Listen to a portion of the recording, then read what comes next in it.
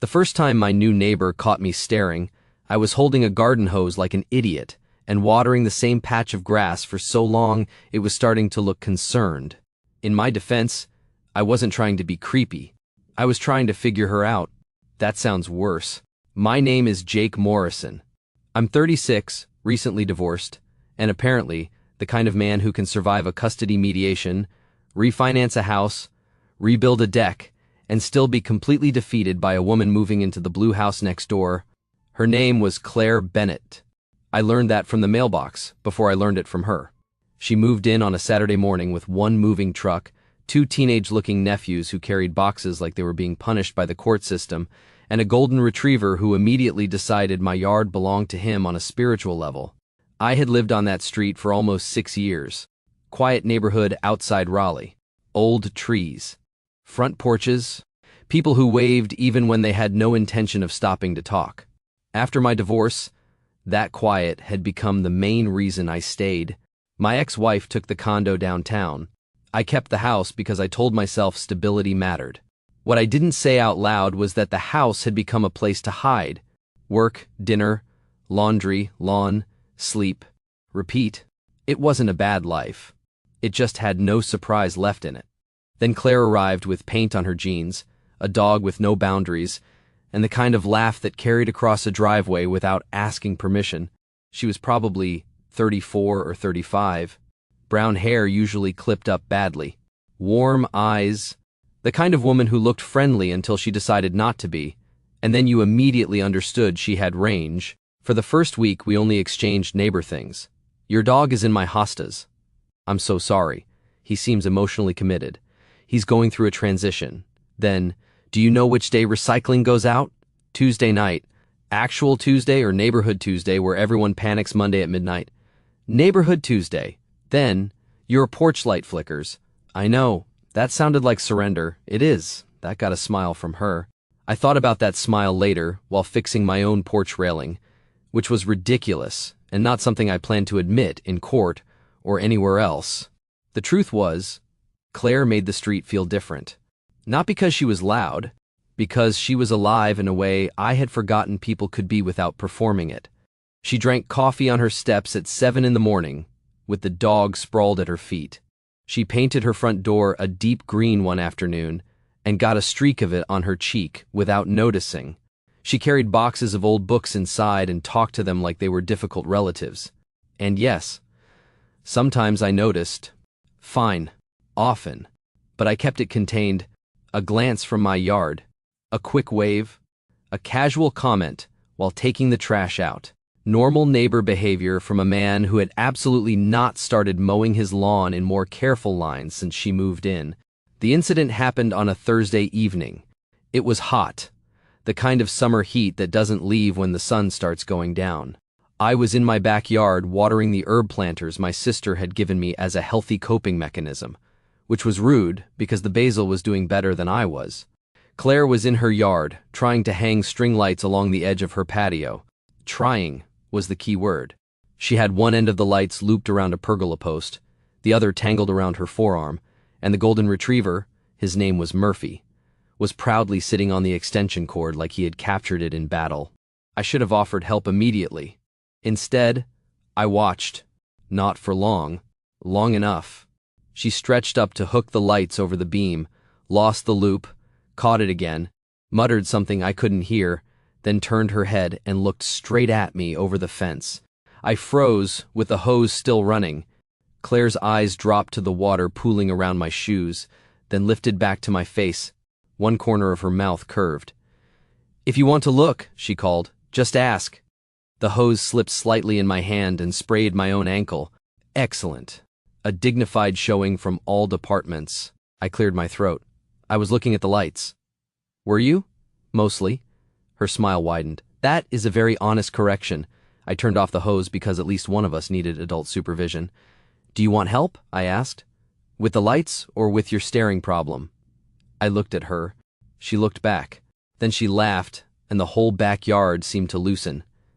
With the lights, I said. The other thing appears chronic. Good to know.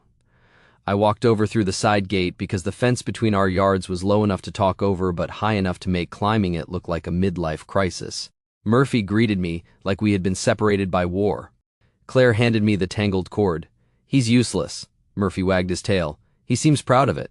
He has confidence without evidence. Relatable." She gave me a quick look at that. Not amused exactly. Curious. That was the first moment I felt it. How easily she could shift from playful to perceptive. Like she heard the joke, but also heard the loneliness underneath it. I focused on the lights. Safer. We worked together for 20 minutes. I held the ladder. She hooked the strands. I untangled the cord. She told Murphy to stop trying to eat a zip tie. The sky went lavender over the rooftops, and one by one, the bulbs blinked on above her patio, warm and golden. Claire stepped back beside me and looked up. "Okay, that's better." "It is." She glanced over. "Thank you." "You're welcome." For a second, neither of us moved. The lights made her yard look softer than mine, less controlled, more lived in. A half-open paint can near the steps, a stack of books on the patio table, a dog toy under a chair, evidence of someone building a life instead of just maintaining one. Claire looked at me then and said, "Can I ask you something?" I almost smiled. "After tonight, I feel like I should be nervous." "You probably should. Go ahead." She leaned one hip against the patio table, arms folded lightly, eyes on mine. "You always this careful, Jake?" The question hit harder than it should have. Not because it was rude, because it was accurate. I looked away first, toward the new lights. "Depends what I'm trying not to break," I said. Claire didn't answer right away. When I looked back, her expression had changed. Still playful, but softer now, and maybe a little dangerous. "Well," she said quietly, "for the record, I'm not made of glass." Before I could answer, Murphy barked, ran between us, and knocked over an empty flower pot like emotional sabotage was part of his training. Claire sighed. "He disagrees." I laughed. A real one. The kind that surprised me because I had not heard it out of myself in a while. Claire noticed that, too. Of course she did. And when she looked at me again under those newly hung lights, I had the strangest feeling that my quiet little life had just developed a door I was either going to walk through or spend the rest of the summer pretending I didn't see. Claire ended up offering me a beer because, in her words, "You saved the lights, and Murphy has no concept of gratitude." Murphy wagged from under the patio table, unbothered by the accusation. I should have gone home. It would have been the clean choice. Neighborly favor done, polite goodnight. Retreat to my side of the fence where I could continue pretending that watching Claire Bennett move through the world did not affect my pulse in ways a grown man should probably have under better control. Instead, I said yes. So 10 minutes later, I was sitting in a metal patio chair under the string lights we'd just hung, holding a cold bottle of beer while Claire disappeared inside and came back with another one for herself and a bowl of pretzels. Neither of us touched much. The yard looked different at night. Softer. The green front door she'd painted looked darker under the warm lights. The dog toy was still under the chair. A half-unpacked box of books sat by the back steps. One of the titles on top was a gardening guide, which made me feel slightly better about the condition of my basil. Claire sat across from me first. Then, after Murphy sprawled across both our feet like a furry union agreement, she shifted to the chair beside mine. "Not touching." "Close enough." "That," she said, looking up at the lights, "is significantly better. I try to deliver dramatic transformation. You mostly delivered zip ties and emotional support. I contain multitudes." She smiled into her bottle. "I'm starting to believe that." There it was again. That dangerous thing she did, where a joke somehow came out sounding like she meant more than the joke deserved. For a minute, we just listened to the neighborhood settle. A lawnmower in the distance. A kid laughing down the block. Crickets starting up along the fence line. The kind of summer evening that makes people stay outside longer than they planned to. Claire tucked one leg under herself in the chair and said, "So, you always this careful, or did I just catch you on a heavily supervised night?" I looked at her. "We're going back to that. We never left it." "Fair." I took a sip of beer and considered my answer. The easy version would have been another joke. Something light. something that let me stay likable and unreadable. But Claire had already proven she could hear the difference between funny and evasive. So I said, "More careful than I used to be." Her expression shifted. Not pity, just attention. "That sounds earned." It was. She nodded once. No follow-up demand. No dramatic pause, waiting for me to perform damage. Just room. That made me want to fill it. "My divorce was finalized about 2 years ago," I said. "No explosions, no police reports. Just a slow death by disappointment and bad communication." Claire winced. "That's somehow worse. It had efficiency. I hate efficient heartbreak. You seem very against most forms of heartbreak. I'm pretty progressive that way." I laughed. She smiled, but her eyes stayed on me. "You have kids?" "No," she nodded again. "That probably made leaving easier. It made the paperwork easier." That line sat between us for a second. Then she said quietly, "Yeah, that sounds more true." I looked down at the label on my bottle. "What about you?" Claire leaned back in her chair, letting her head tip against it for a second before she answered. "Almost married," she said. "Did all the embarrassing pre-production, venue visits, spreadsheet tabs, one argument too many, then one honest conversation too late." I looked at her. She kept her eyes on the lights. "I left before the wedding," she said, which sounds dramatic, but really it was just delayed self-respect with a deposit attached. That got me smiling despite myself. She looked over and caught it. "What?" That was a very polished line for mild devastation. "I've had practice." There was a softness in her face now that hadn't been there in the yard earlier. Not fragility. Something more interesting than that. A woman who had broken one version of her life on purpose and was now figuring out what to build with the pieces. "That why you moved here?" I asked. "Partly." She took a sip of beer. "My sister lives 20 minutes away. I work remote most of the week. And I wanted a street where people still sit outside and wave and accidentally tell you their dog's medical history. That happens fast around here. Mrs. Hanley across the street told me about her beagle's digestive issues before she told me her first name." "That sounds right." Claire laughed softly. Then she looked at me again, and the mood tilted. "Can I tell you something slightly rude? Given the historical tone of this relationship, I'd be disappointed if you didn't." Her smile came back. "After the broken engagement, everyone got very gentle with me." Gentle? Careful. Soft voices. Loaded pauses. That look people get when they're trying to figure out whether a woman living alone means she's brave or sad. I knew that look. I had probably worn it more than once. Claire's voice stayed light, but only on the surface. I hated it. I hated feeling like people were responding to the emotional headline instead of the person in front of them. Something in my chest tightened. Maybe because I understood it. Maybe because I had been doing a version of the same thing with her. That carefulness she clocked in me, it wasn't only about my divorce.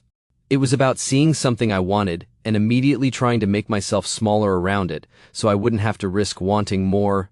Claire tipped her bottle toward me. "That's why I said I'm not made of glass." I nodded slowly. I figured, "No, I don't think you did." Her voice softened. "I wasn't saying don't be kind. I was saying don't act like noticing me is some kind of offense." That landed hard because it named the exact thing I had been doing. I looked at her. "You think that's what I'm doing?" "I think," she said, meeting my eyes, "you're very aware of me, and I think you keep trying to make that awareness look polite." The neighborhood sounds seemed to fall away a little.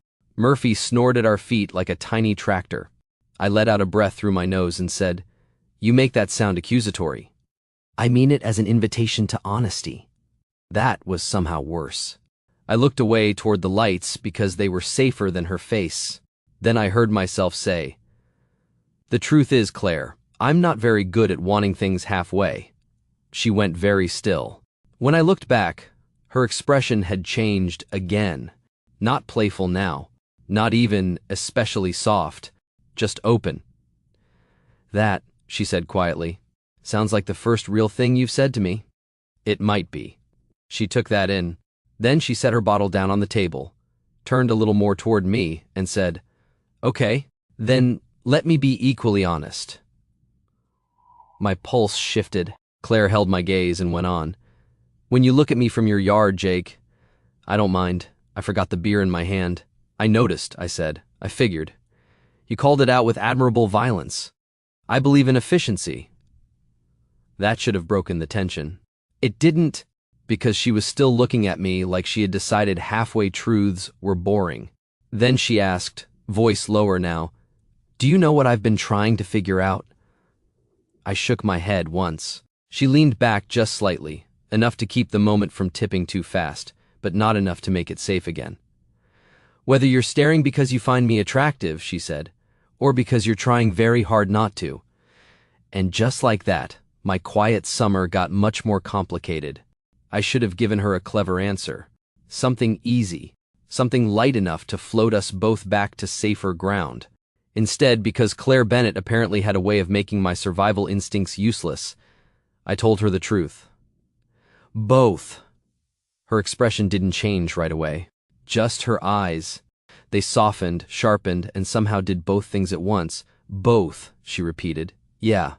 You find me attractive. Yes. And you're trying very hard not to. Also yes." The corner of her mouth lifted, but it wasn't the teasing smile from before.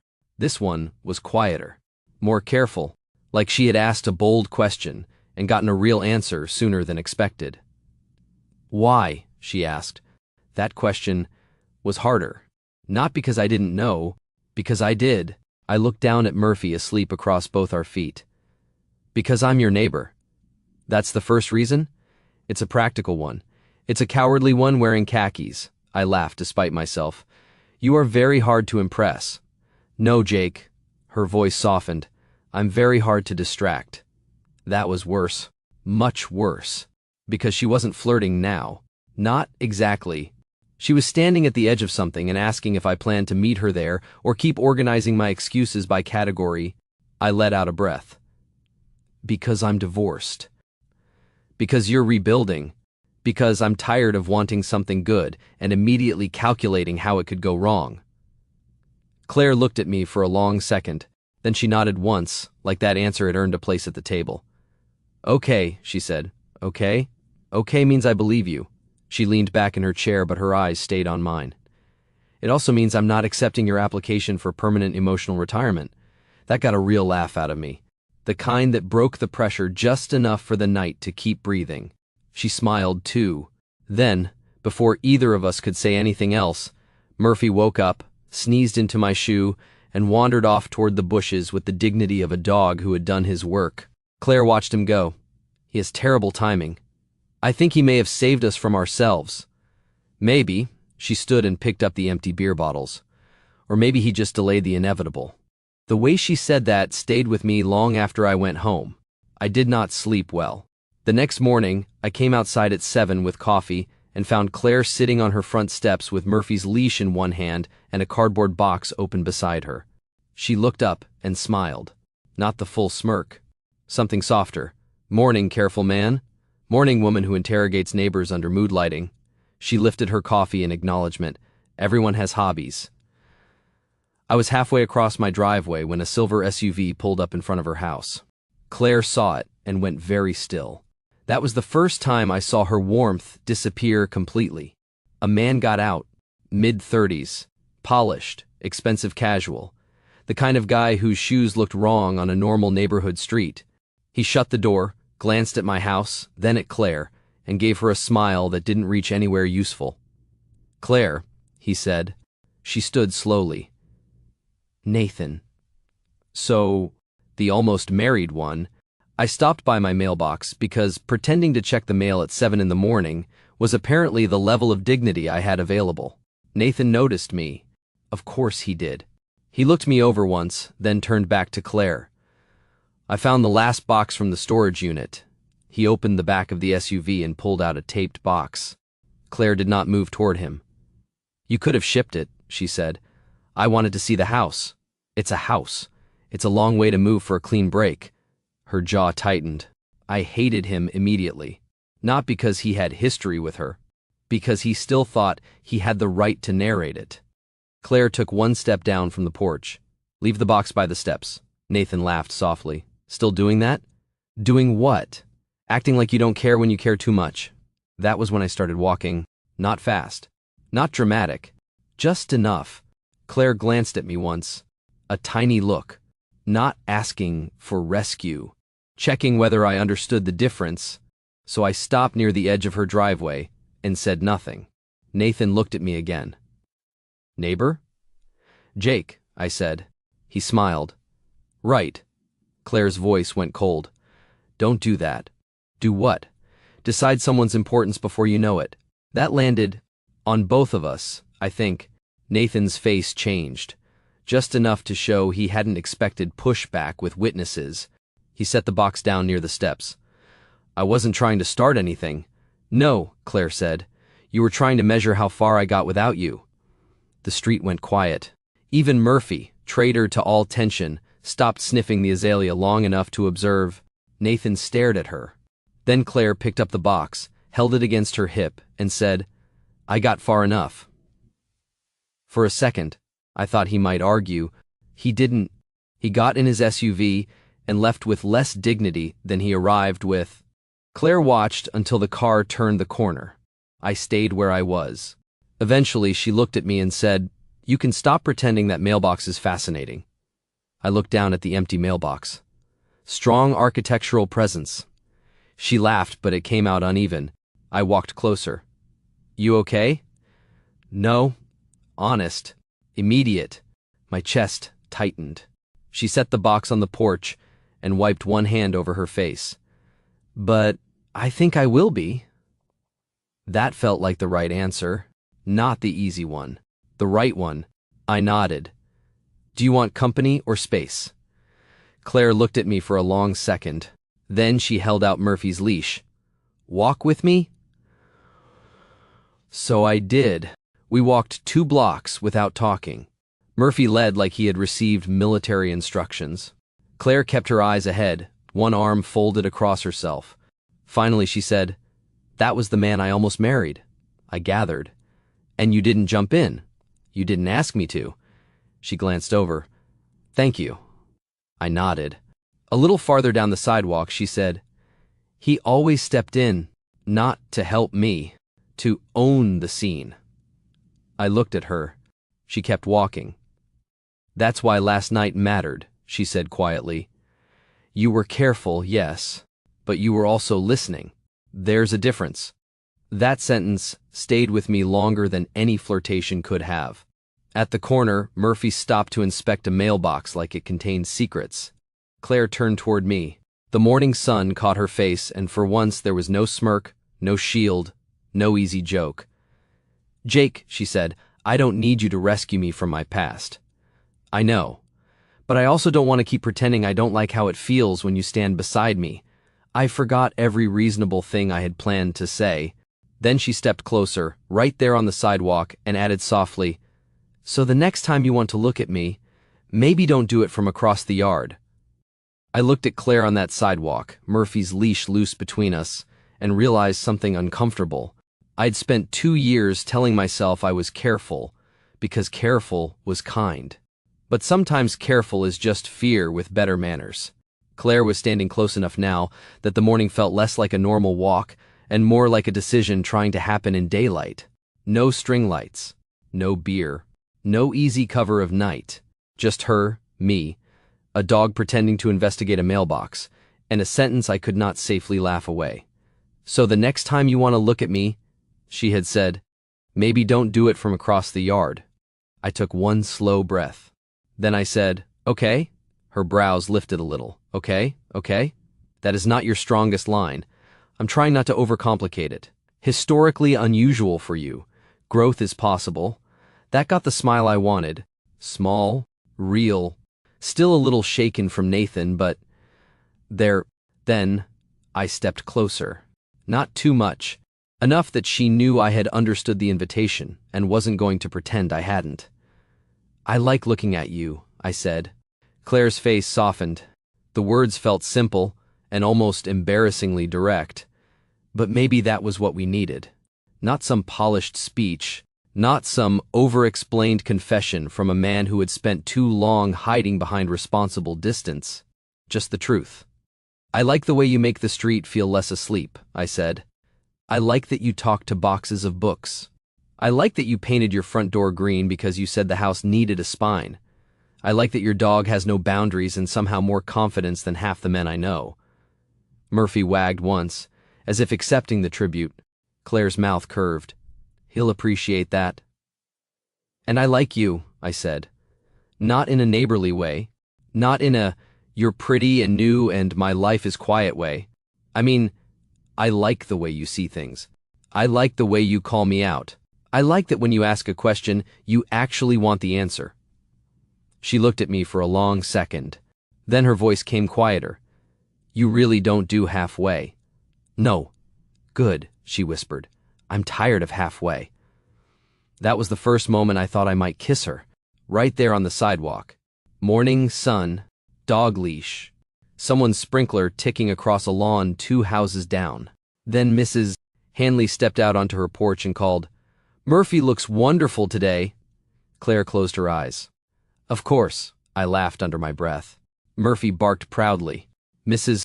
Hanley waved like she hadn't just interrupted the most important moment of my post-divorce life and went back inside. Claire looked at me, trying and failing not to laugh. This neighborhood has no respect for pacing. Honestly, that may have saved us from becoming too dramatic near municipal landscaping. That would have been terrible for property values. We finished the walk, but something had changed.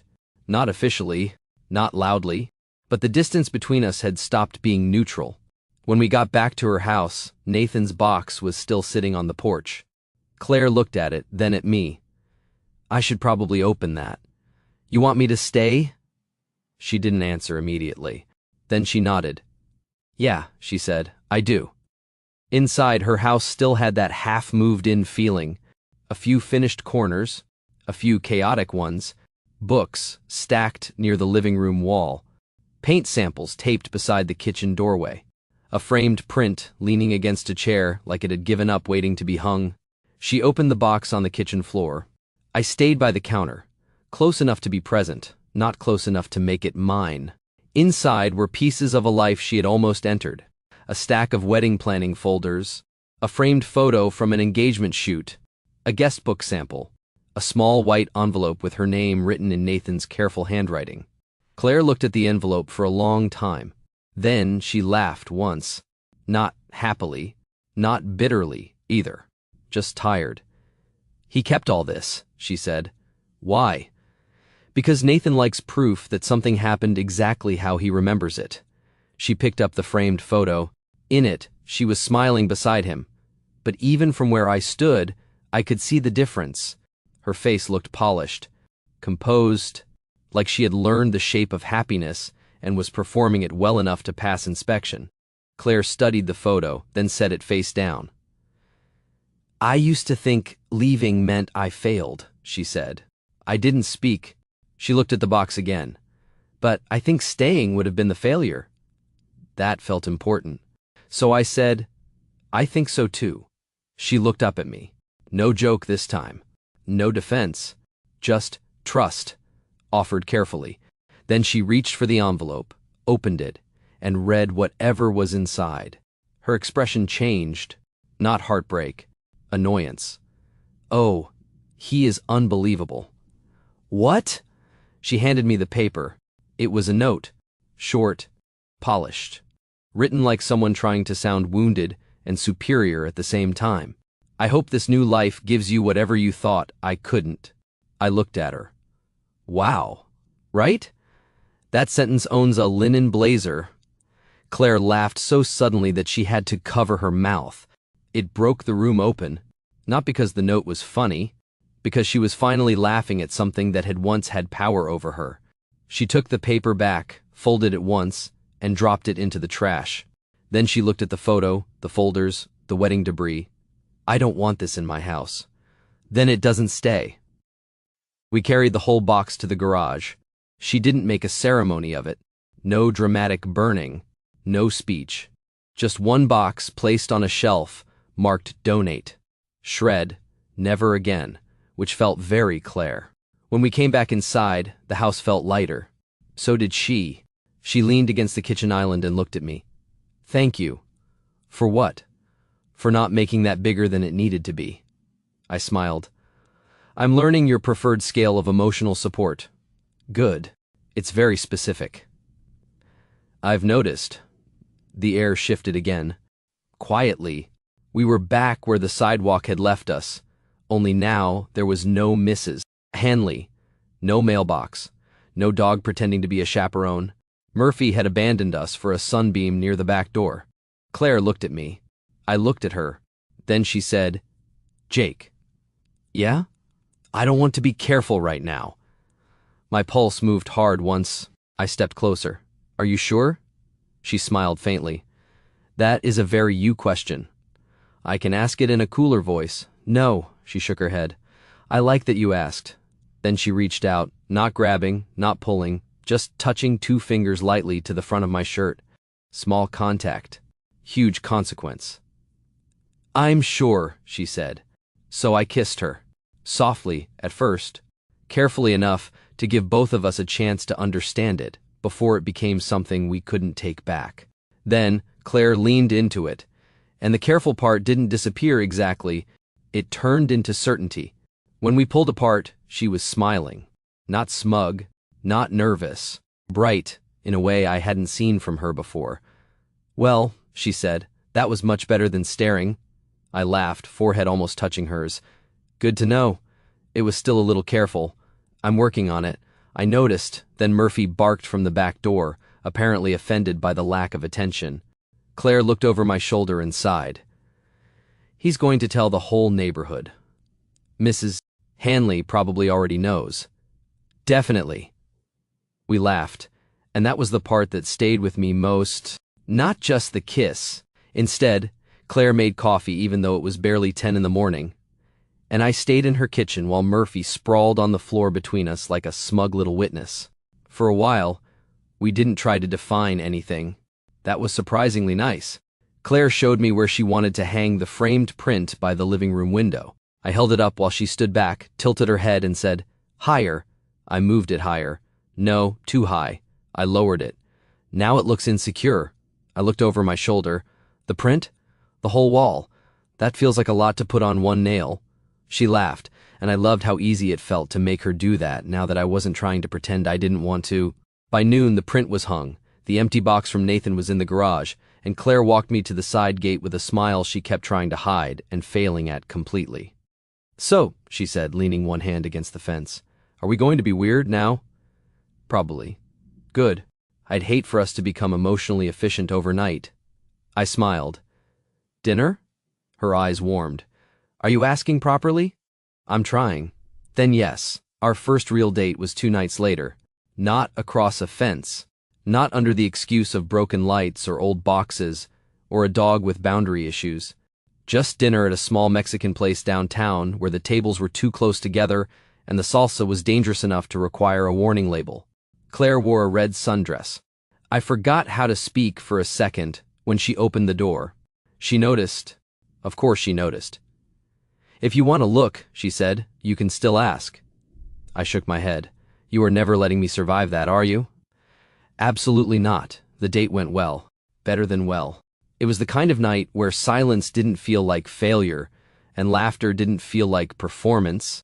She told me more about leaving Nathan. I told her more about the version of myself that disappeared after my divorce, the one who used to say yes to things without immediately scanning for exits. Claire listened without trying to fix it. That mattered. After dinner, we walked by the river, and when she took my hand first, I didn't overthink it. That mattered too. For the next few months, our street became impossible to lie to. Mrs. Hanley saw everything. My sister noticed Claire's coffee mug in my kitchen and said, finally, the yard-staring era has evolved. Murphy began spending so much time at my place that Claire accused him of emotional betrayal. The best part was how ordinary it became. Sunday groceries, porch coffee, fixing her sticking bedroom window, her helping me choose paint for my guest room, and then immediately banning the color I liked because, apparently, sad oatmeal was not a valid aesthetic. We didn't rush. That was important. We were both old enough to know chemistry can be loud and still not be trustworthy. So we let trust get louder too. 6 months later, Claire's house stopped looking like she had landed there after escaping something. It started looking like hers. Deep green front door, lights over the patio, books finally shelved. Murphy's toys in every possible place except the basket made specifically for them. And my house changed too. Not dramatically, just enough. A second coffee mug by the sink, her sweater on the back of a chair, dog hair on the couch I claimed to hate and secretly didn't mind. 1 year after that first night under the string lights, I asked her to move in. Not because we needed to prove anything, because one evening I watched her walk from my kitchen to her yard to grab Murphy's leash, then back through my side gate like the fence had become a formality, and I realized we had been living across 2 houses for no good reason except habit. Claire looked at me for a long second when I asked. Then she said, "Only if we keep the green door." "Your green door?" "Our green door." That was the answer before yes. We sold my house the following spring to a young couple who seemed nervous and hopeful in equal measure. I moved next door officially, which Mrs. Hanley called the least surprising real estate development in this neighborhood. 2 years after Claire caught me staring from the yard, I proposed under the same patio lights we had hung together. Murphy was there, wearing a bow tie and looking betrayed by fashion. Claire cried before I got through the second sentence. Then she said, "Yes." Then she said, "For the record, I knew you wanted to kiss me the night with the lights." I looked at her. "Then why did you wait?" She smiled. "Because you needed to ask." We got married in the backyard. Small, warm, imperfect. String lights overhead. Murphy trying to eat a boutonniere. Mrs. Hanley giving unsolicited commentary from the front row. My sister crying loudly and pretending it was allergies. And the strangest thing was this. I did not feel like my quiet life had been replaced. I felt like it had finally been opened. Claire didn't make me less careful overnight. She just taught me the difference between care and fear. And sometimes, years later, when I catch her painting something in the yard or reading on the porch with one bare foot tucked under her, she'll look up, catch me watching, and raise an eyebrow. If you want to look, she'll say, "Just ask," and I always do. What would you have done if your new neighbor caught you staring from the yard and called you out with one line that made it impossible to keep pretending? And have you ever had someone walk into your quiet life and make you realize carefulness had slowly become fear? Tell me your story in the comments. If you liked this one, leave a like, subscribe, and I'll see you in the next video.